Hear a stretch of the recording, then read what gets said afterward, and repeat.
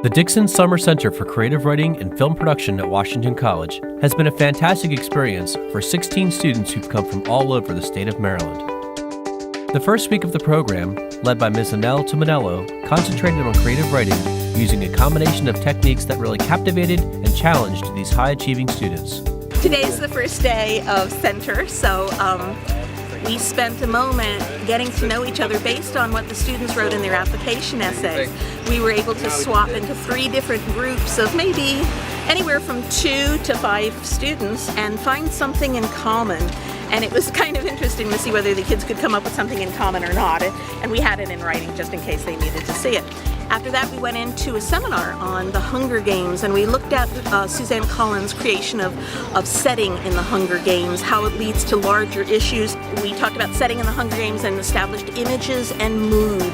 Then we went into writing, and the students either created their own writing on the spot or revised a piece of writing that they had brought with them, adding images that created mood. We looked at consistent images and moods, and we also looked at shift in mood.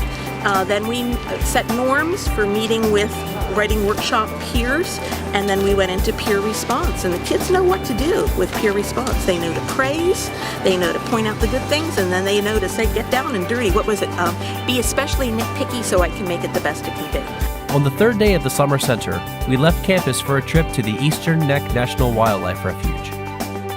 At the refuge, our ranger and Ms. Tomanello tied together elements of both Klingle's The Bay and Collins' The Hunger Games while exploring locations such as a tidal salt marsh. This island within an island is home to a variety of flora and fauna that offered an array of sights and sounds, smells and textures, inspiring these young writers to flood their senses and then channel that energy into words on paper. I liked going we went on the island first. It was kind of far out, but it was really fun because Miss T let us look at the edible plants, and she showed us what they were, and it kind of connected with the Hunger Games.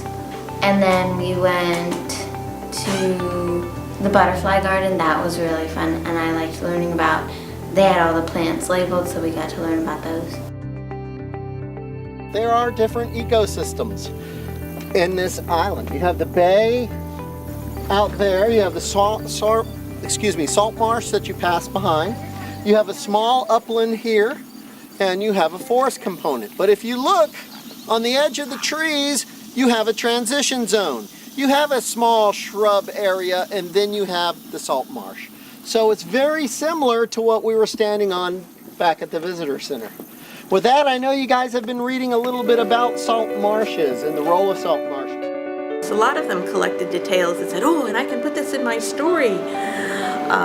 So today they came in ready to write. We looked at the origin of the name Panem, the country, and got back to the Latin Panem et Circenses, bread and circuses, to see how that would fit in the theme. It was a great discussion, philosophical discussion. On the final day of the first week, there was a chance for parents to participate in a half day of writing and reflecting along with their students.